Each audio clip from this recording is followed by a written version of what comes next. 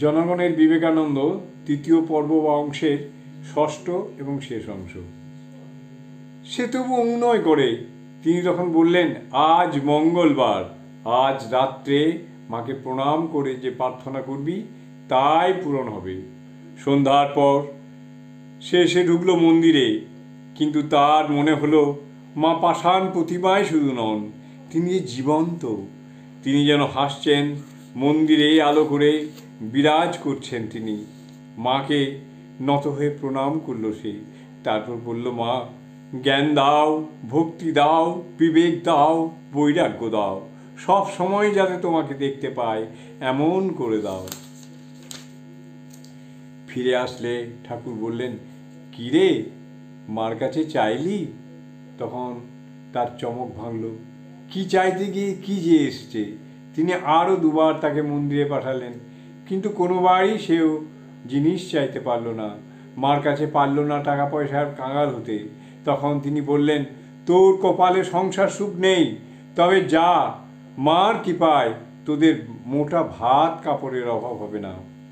তারপর বাস্তবিক সংসারের অভাব অনেকটা কমে গেল। নয়নেরও হলো আমূল পরিবর্তন।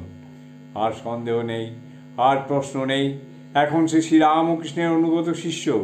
গুরুর চরণতলে বসে শিখল সাধন ভজন।